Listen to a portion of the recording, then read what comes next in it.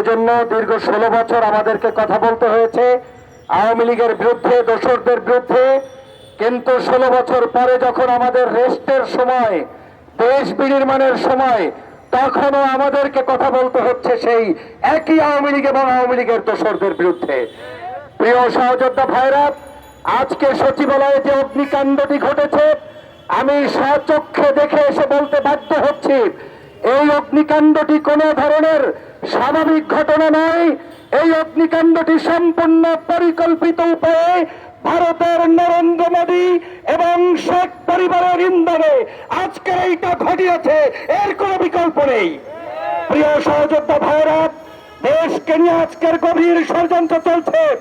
বাংলাদেশের মানচিত্রকে অস্বীকার করে নরেন্দ্র মোদী যখন 16 ডিসেম্বর ফেসবুকে আর তার বিভিন্ন ধরনের মিডিয়াতে পোস্ট করেছে, তখন প্রমাণ হয়েছে বাংলাদেশকে আওয়ামী লীগ যেমন বিশ্বাস করে না, পার্শ্ববর্তী রাষ্ট্রটিও বাংলাদেশ নামক রাষ্ট্রকে বিশ্বাস করে না।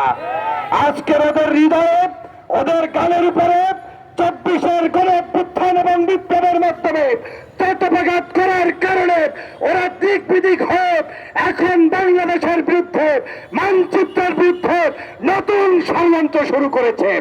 ওরা ষড়যন্ত্র শুরু করেছিল বিভিন্ন বাহিনীর মধ্যে, ষড়যন্ত্র করে তাদেরকে রাস্তায় নামিয়ে দাবি দেওয়ার নামে, ডক্টর মোহাম্মদ ইউনূসের বাসভবন ঘেরাওয়ের নামে বিভিন্ন ছুতায় তারা ষড়যন্ত্র করে যখন ব্যর্থ হয়েছে, তখন তারা পরিকল্পিত উপায়ে দুটো জিনিস এখন শুরু করেছে।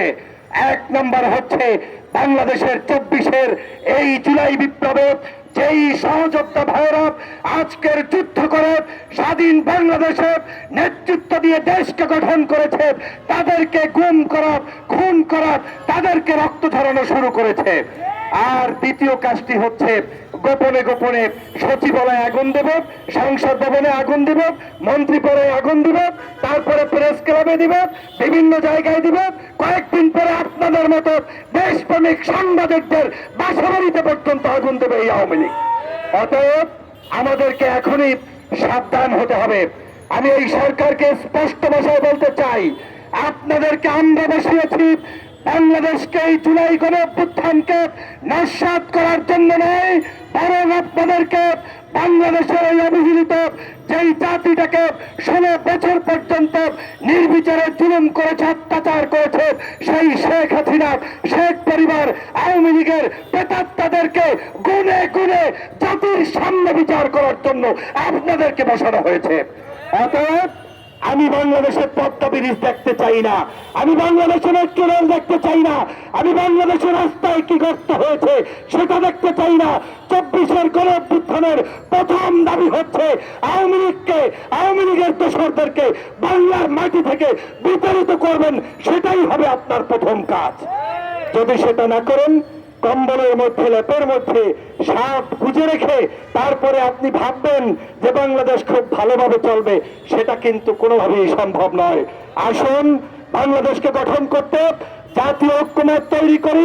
গত 5ই আগস্টের পূর্বে আমার দেশের নায়ক, নায়িকা, শিল্পী, সাহিত্যিক, কবি, আলেম, ওলামা, রাজনৈতিক দল, ডানপন্থী, বামপন্থী ঐক্যবদ্ধভাবে যেভাবে বাংলাদেশকে রক্ষার জন্য হাসিনাকে বিতাড়িত করেছি, আগামী দিনে আওয়ামী লীগের দোসরদেরকে বিতাড়িত করতে ছাত্র, শিক্ষক, সুধী, হিন্দু, মুসলিম, বৌদ্ধ, খ্রিস্টান, বাংলার সমগ্র নাগরিক যারাই আওয়ামী লীগের বিরুদ্ধাচরণ করবে, সবাই মিলে ঐক্যবদ্ধভাবে এই বাংলাদেশকে গঠন করবে ইনশাআল্লাহ, সেই প্রত্যাশা ব্যক্ত করছি। এই সরকারের শুভবুদ্ধির উদয় হোক। দেশপ্রেমিক নাগরিকদেরকে নিয়ে সরকার নতুন করে এই সরকারের বিভিন্ন সেক্টরে মানুষদেরকে ঢুকিয়ে প্রমাণ করুক যে এই সরকারটি হাসিনার ফ্যাসিস্টদের শাস্তির জন্য এসেছে। সেই উদাত্ত আহ্বান জানিয়ে আমার বক্তব্য শেষ করছি।